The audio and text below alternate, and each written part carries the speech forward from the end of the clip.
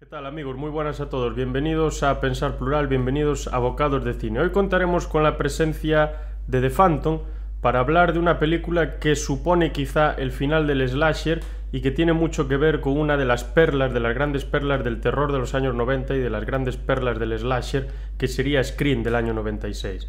Esta es ni más ni menos que Sé lo que hicisteis el último verano, que su título en inglés sería I Know What You Did Last Summer, del año 97, que cuenta con el mismo guionista que la película mencionada anteriormente. Así que muchas gracias por estar ahí y esperemos que este vídeo, como todos los demás, sea siempre de vuestro agrado.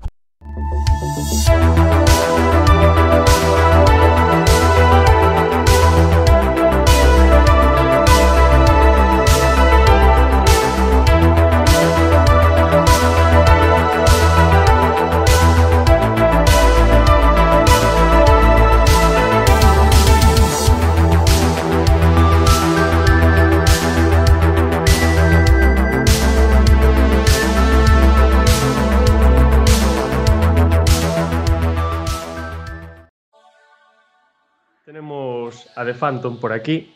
Bienvenido, Phantom, una vez más. Sí, buenas noches, o buenos días o buenas tardes.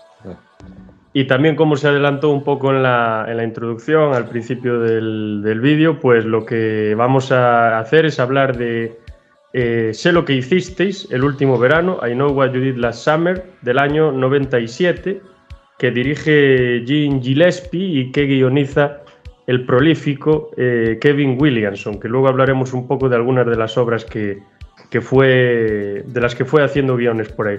Esto lo haremos en un formato reducido de aproximadamente entre 10 y 15 minutos, así que analizaremos la película prácticamente a prisa y corriendo para dar las pinceladas fundamentales sobre la misma.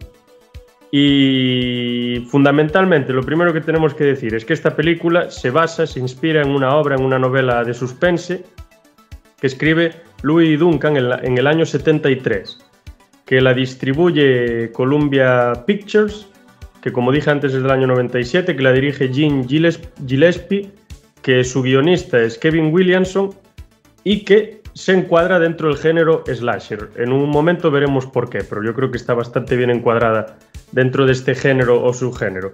Las secuelas de estas películas se producen en el 98 y en el 2006.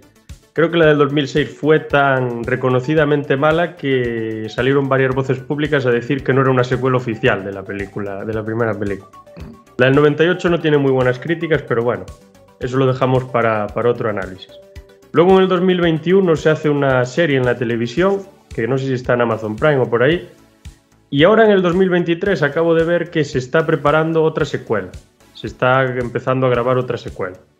Y ya dicho esto, bueno, cabe decir que la película dura 101 minutos, o sea, 1 hora y 40, cumple más o menos esa regla de duración, y que tuvo un presupuesto de 17 millones, que bueno, no está nada mal, es un dinero considerable, pero recaudó... Está bien, haciendo un poco de hincapié, Halloween hoy en día andaba por esos números, o sea que... Sí, estamos hablando de hace 25 años aproximadamente, 26.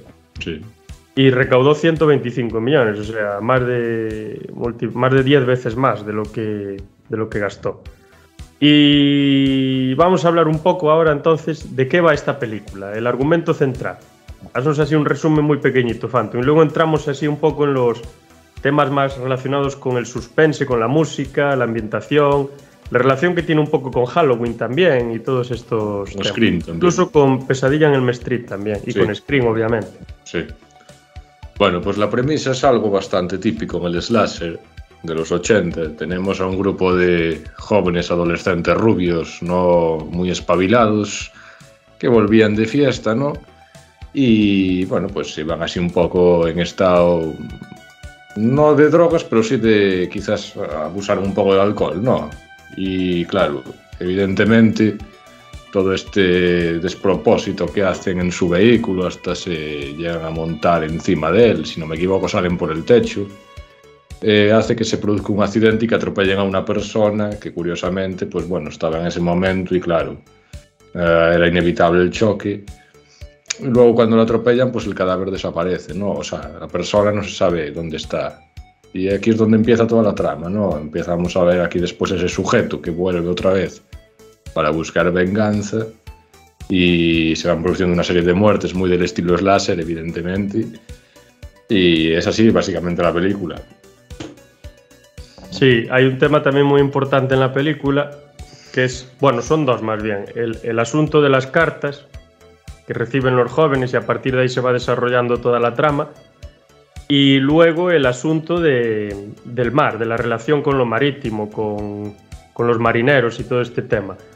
El tema del mar recuerda, por ejemplo, mucho, y esos entornos, esos acantilados, escarpados, con esa vegetación tan densa y esos faros y toda esa niebla y tal, recuerda mucho a la ambientación típica de las películas inspiradas en novelas de Stephen King, en esa zona de Maine, y también un poco a la película de John Carpenter, The Fog. Ese entorno pues tiene mucho que ver, y es el típico entorno de la costa este de Estados Unidos, así un poco lúgubre, un poco oscuro y a veces un poco agresivo.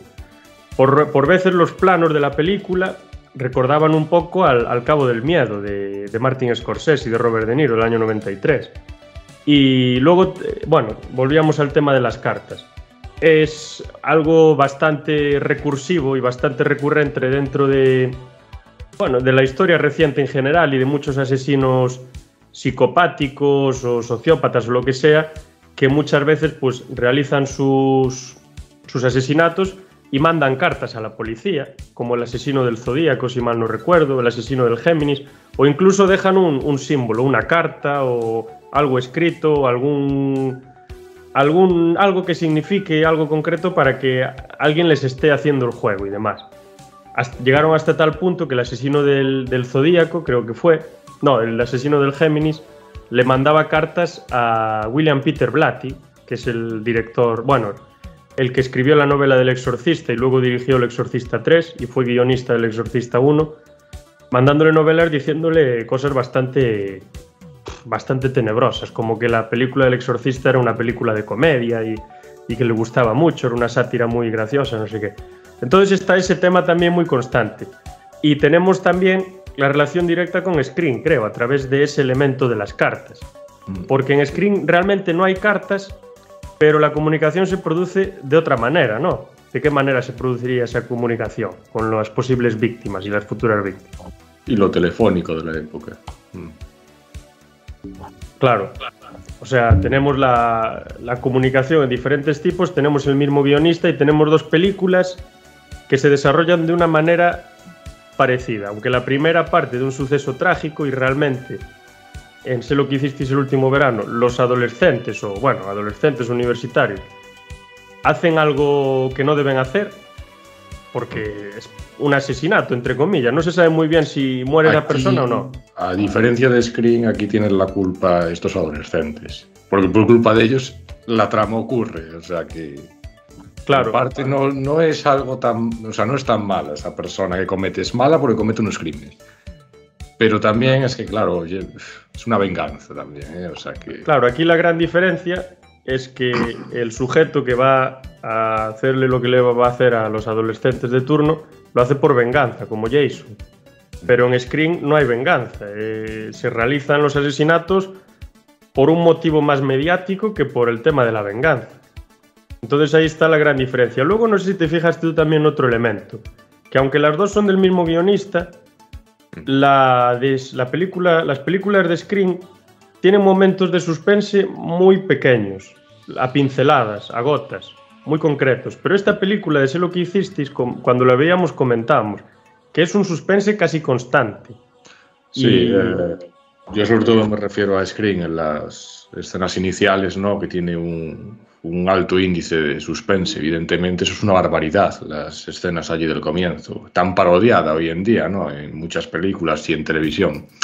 Sí que es verdad que esta está más fluida durante toda la película y quizás hacia la zona, el tramo de los últimos 40 minutos acelera un poco, ¿no? Y sube un poco más ese suspense, pero es cuando empiezan a ocurrir allí las persecuciones y tal, pero está bien llevado en sí toda la proyección en general. No hay un sobresalto, quiero decir, fuerte, o sea, está todo equilibrado. Claro, es un suspense progresivo que está en toda la película presente, sobre todo hacia el final, que imita ciertas escenas casi de Halloween 4, creo yo. Sí. Una escena ahí con unos maniquís, una persecución cerca de una tienda, tal. Muy parecido. Hay ciertas piezas musicales que se parecen también mucho. También lo comentábamos. Luego utiliza también, creo recordar, esos momentos en los que se queda todo prácticamente en silencio, que son momentos bastante agónicos. Y luego tenemos otro tema muy, muy curioso, es que en la mayor parte de películas de slasher el humor es un eje central de todo, quitando a lo mejor bastantes películas. Bueno, en Halloween el humor tampoco está muy presente, quitando alguna excepción. Poquillo. Pero claro, en Scream, por ejemplo, el humor es central. En Viernes 13 hay dosis de humor grandes. En Pesadilla en Elm Street ya ni digamos. Sobre todo en algunas, sobre todo en las que tiran hacia el final. Pero en esta película, Sé lo que hicisteis el último verano, siendo una película que se publica únicamente un año después a Scream y que realiza el guión la misma persona, creo que el humor brilla por su ausencia. No hay bromas aquí, no hay gracias, no hay absolutamente nada. Hay una atmósfera que crea muy malsana, muy mal rollo. Yo no he notado nada de humor, tampoco he notado gore. Eso hay que decirlo, ¿eh? Ojo que muchos slashers hay gore a tope. Y lo que sí que hay es una fuerte carga de terror psicológico, es lo que yo veo. Sí, una tensión que se palpa en el ambiente. Luego tenemos también pues ciertos entornos que, no sé si te acuerdas bien, hay una casa ahí con una tía que vive ahí, sí, con animales por ahí colgando, tal, que recuerda un poco a cierta película de la que hablamos no hace mucho. Y luego tenemos también el personaje central, el merodeador, el stalker. Esta película sí que se puede decir, yo creo, 100% que es un slasher, no como otras. Porque sí, está bastante marcada, sí. Si analizamos algunas de Halloween, dices, bueno, esta no es realmente un slasher. Analizamos otras de Viernes 13, esto tampoco. Pesadilla en Elm Street tampoco. Pero yo creo que esta, si uno define lo que es un slasher, casi prácticamente sería esto. Y luego tenemos ese personaje, merodeador, persecutor, asesino, que aquí juega un poco como lo hace John Carpenter con Michael Myers, creo yo. Que no se sabe si está vivo, si está muerto, si es una persona, si es algo más que una persona. Que si está vivo sobrevive a demasiadas cosas, pero que si está muerto pues no puede estar aquí, o que... cosas así. No sé si te dio a ti la misma impresión este personaje. Sí, sobre todo porque trata de jugar un poco al despiste, ¿no? La película quiere llevarnos por un sentido, igual por un camino, pero después, claro, tú te sacas tus conclusiones y descubres otra subtrama por ahí. Yo lo que pienso es que, a ver, la crítica en general la puso bastante mal la película, hay que decirlo, pero no me parece una mala película para nada, o sea, correcta, yo incluso la tildaría de buena nota. No sé tú, yo creo que también, ¿no? O sea... Sí, yo dentro de este mundillo le daría muy buena nota. Aparte es una película limpia, o sea, que va transcurriendo bien, no se queda como trabada, ni como otras películas que en ciertos momentos como que parece que se quedan enganchadas, que no son capaces de avanzar. Esta va avanzando limpiamente, sin problemas, va desarrollando todo. Juega también un poco con la psicosis, con la ensoñación, como también jugaría Candyman. Me recuerda ciertas cosas de Candyman también. Hay una escena que es muy Candyman, sobre todo, no sé si la del maletero. Esa escena es tremenda. Sí, efectivamente, es muy parecida. Langostas, algo que parece que es real, no es real. La verdad es que sí, eso está basado claramente en Candyman.